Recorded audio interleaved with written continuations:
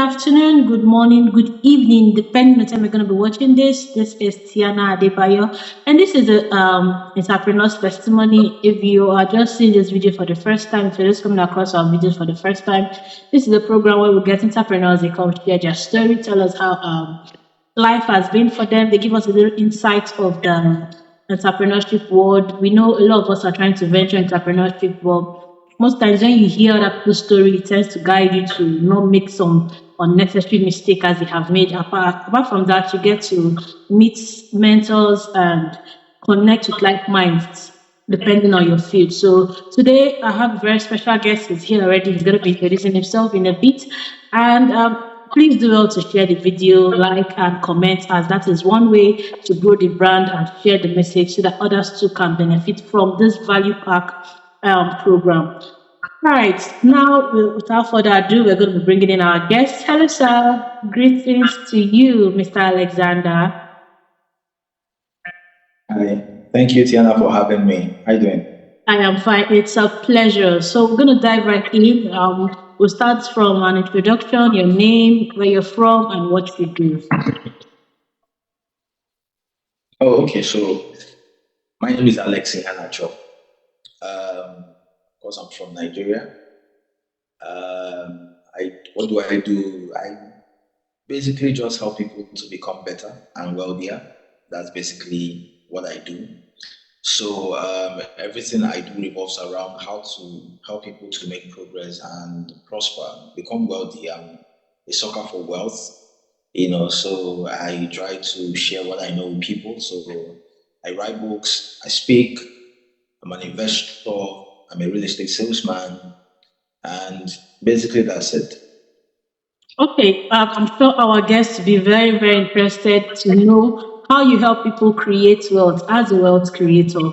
I'm sure a lot of the listeners will want to know how you do that by creating wealth. Can you give us a little insight on what that job entails? Okay, so basically, of course, if you know better, you do better. So I know that a whole lot of us struggle because of lack of knowledge, all right? And a whole lot of people don't really like to share what they know. So I'm in the business of sharing what I know, what is working for me, what has worked for me, what by insight and experience I know can work for someone else. So I share that, and that's why I speak and I write. So I basically provide the education and provide financial education for people, because if you are financially educated, you'll be able to make better financial decisions for yourself. And your wealth is all about decisions you make and how you use your time. So it's a function of the choices you make and how you use your time, right? To either advance yourself or retrogress yourself. So I share that knowledge as a way of life, basically. Yeah. How long have you been doing that for?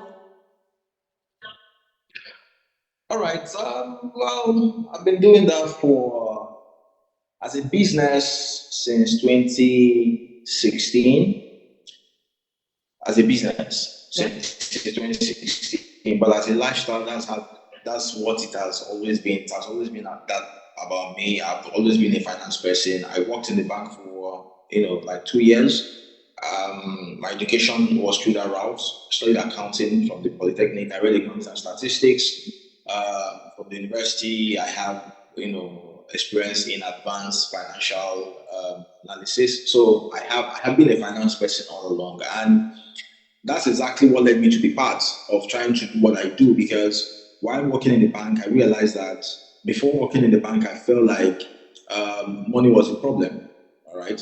But when I worked there, I realized that money was not the problem. The problem was lack of knowledge of what money is all about, what to do with it, and how to behave around it, what to do with it, and how to behave around it. Okay, so I decided to just kind of democratize that knowledge so that people can really know what they're supposed to know.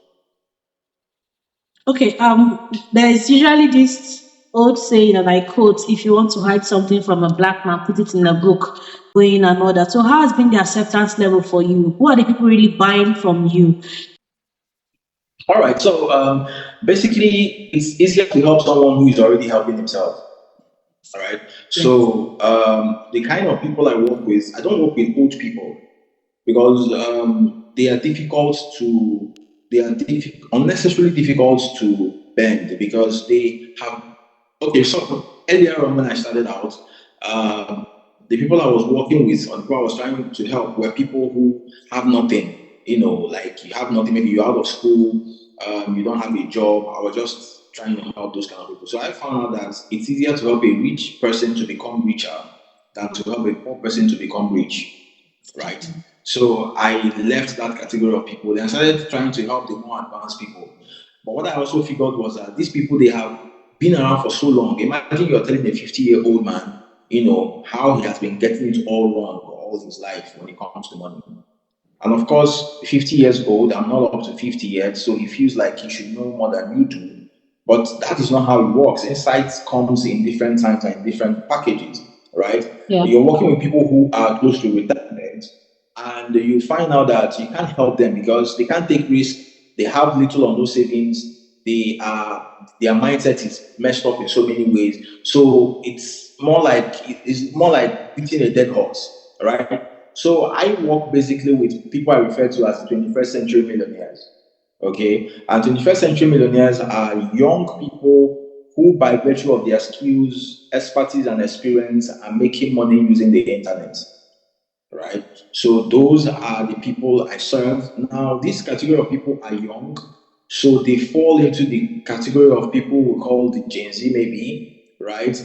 But they have been able to seize the opportunities of the 21st century. So I have a book called Money Sense: How to Organize Your Financial Life in the 21st Century and Make Money, right? Now, a lot of people do not know that how you make money and how you lose money has changed by the presence of the internet. All right. So I work with these young people who are leveraging the opportunities of the internet to make money, but at the same time, they are young and naive. So they don't know what to do and how to go about moving this money to wealth because cash is not wealth, right?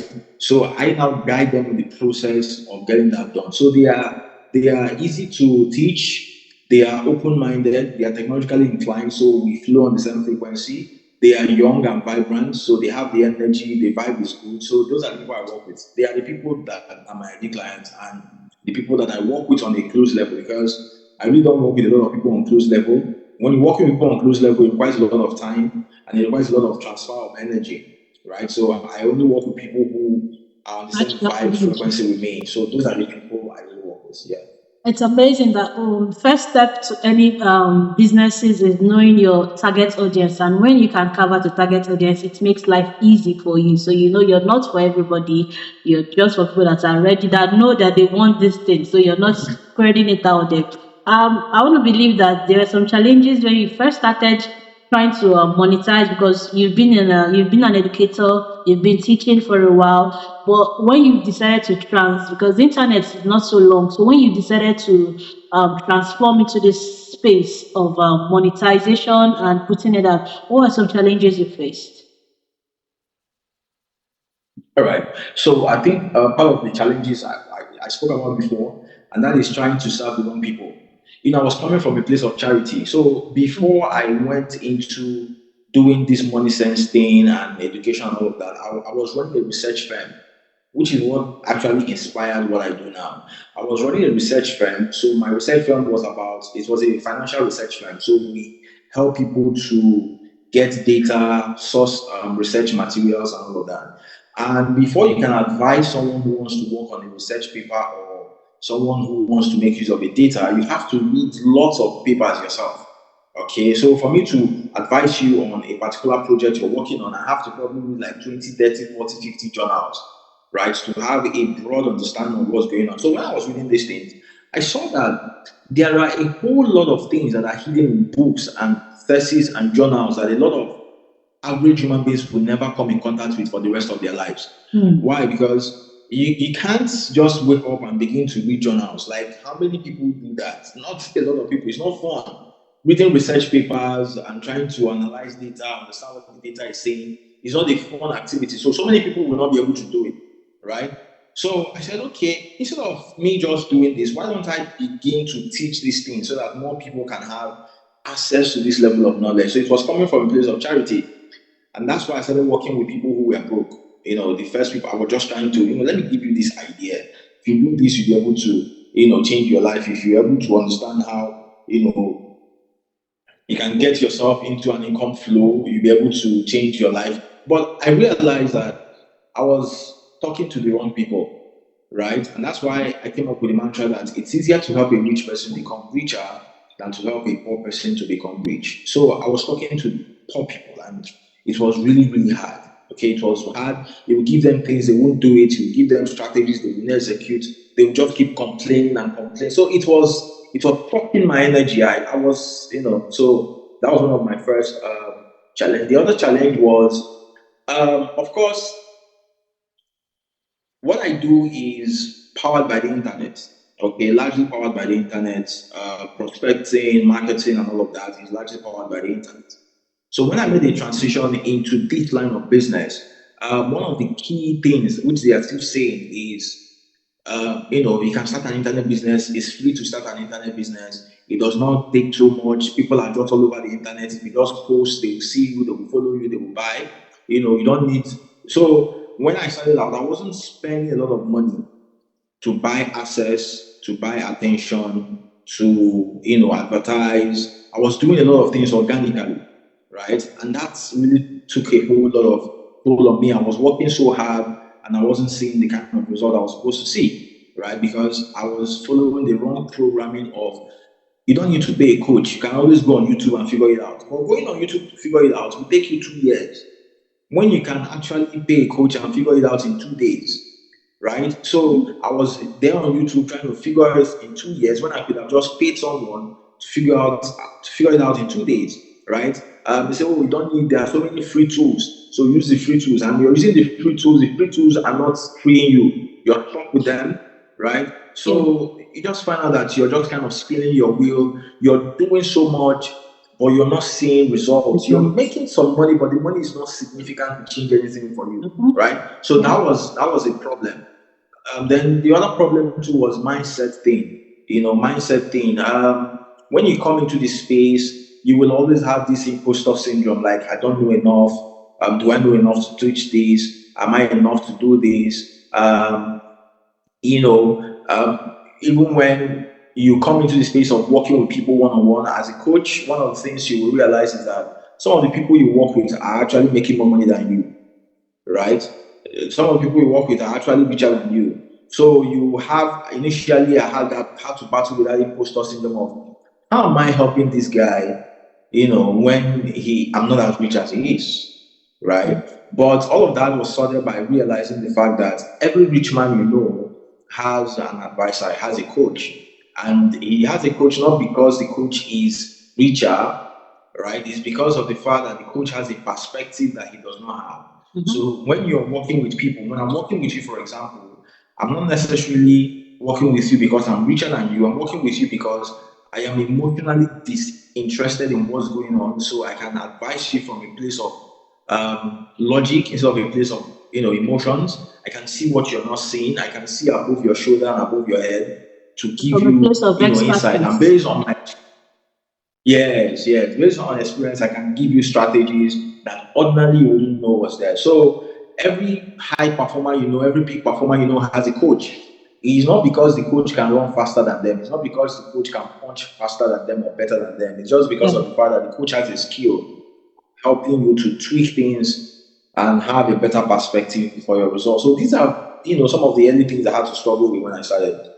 And of course, the normal thing, the infrastructural problem of internet is bad. So you're having a session like this, then you only have one internet source, so the internet just goes flat on you. And that's it. A lot of struggle. You don't have light.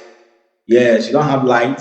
So you have to go look somewhere to charge your. Remember, we were starting out, so things were not, standby things for were us. not set up. Yes, things were not set up then, but we have conquered all of that now. Yeah.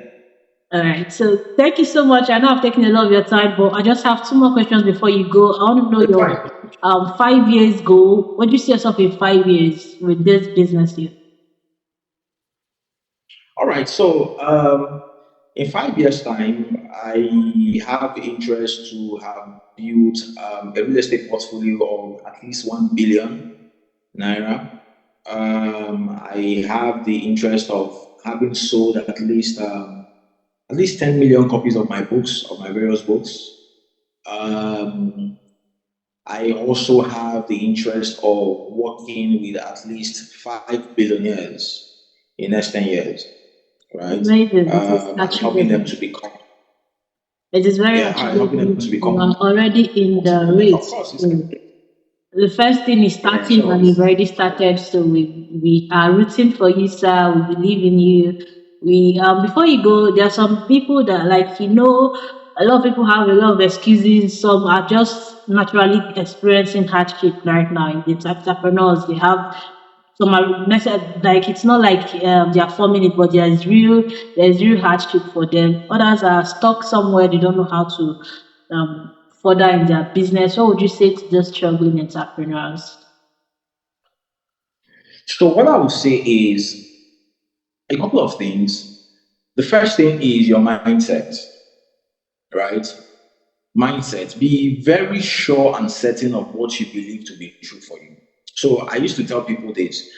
I used to say this: I will survive and I will make it no matter where I am, right? And that is a mindset that if I'm in Nigeria, I will thrive no matter what happens.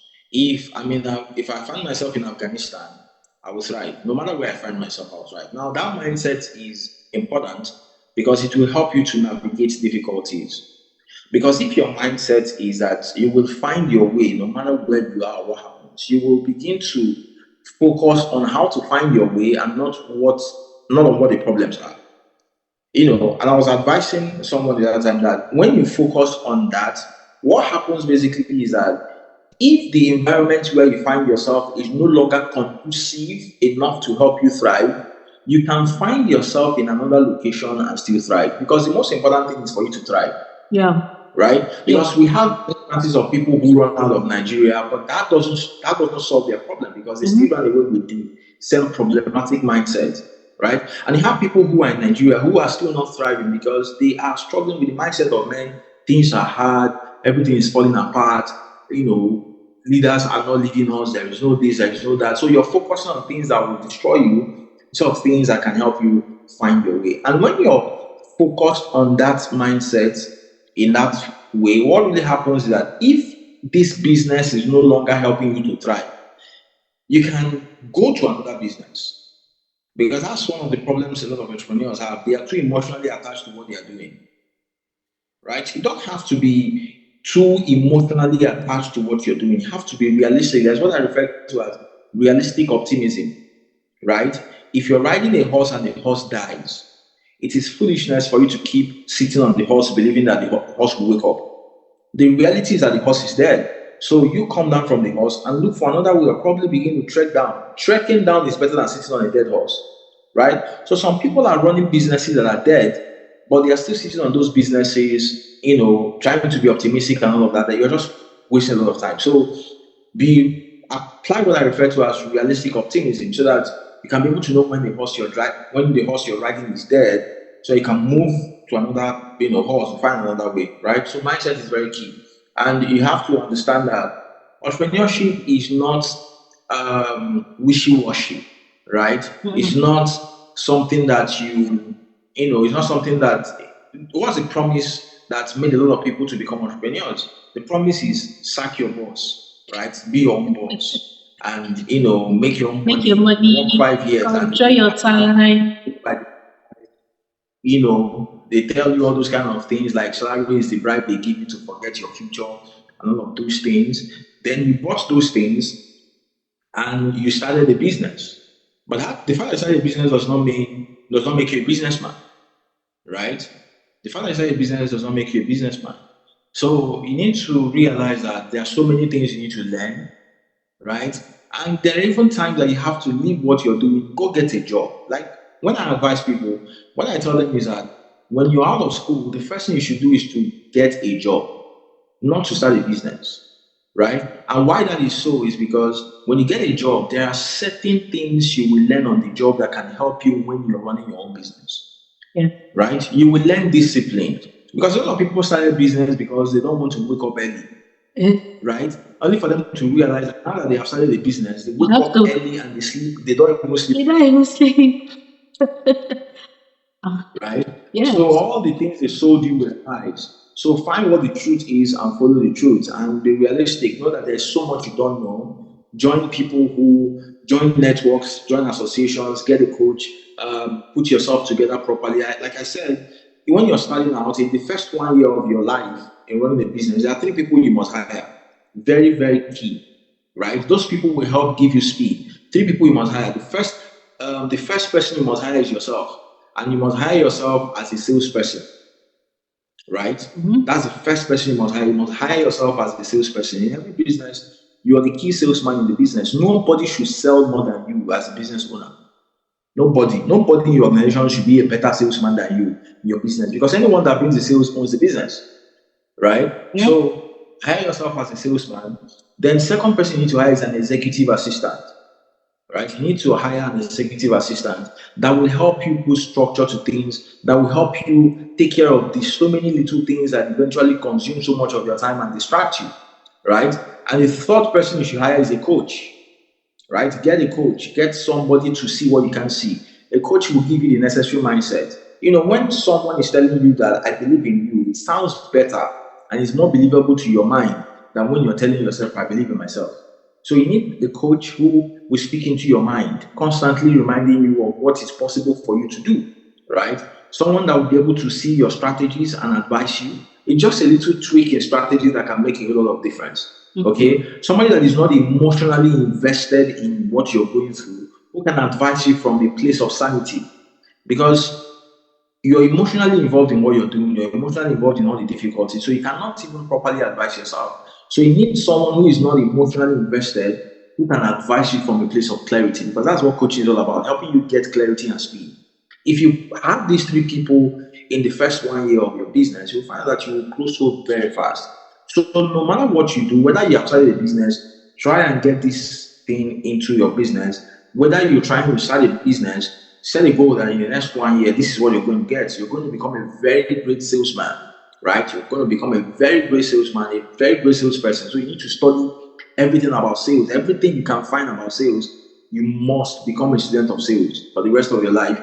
Then hire someone who is an executive assistant who will help organize you, take meetings for you, fix appointments, remind you of things, keep you in check, keep you accountable and all of that. Then get a coach, someone to really guide you and advise you on the journey, because it's a lonely trail, right? You need someone that would go with you on that journey. Yeah. Thank you so much. I thank you to our viewers. You're free. Mr. Alexander's details will be on the screen, so you can reach out to him. His Instagram, his Facebook, and his phone number will be on the screen. Do also reach out to him to guide you and profile solutions to that your business. Like you heard, you cannot do it alone. You need assistance. You need guidance. You need someone that will hold your hands and tell you that everything will be fine. And on that note, we've come to the end of the entrepreneur's testimony for today. Thank you so much for doing this with us. Please do not like, share, and comment. That is one way to grow the brand. On that note, to say good night and have a lovely evening.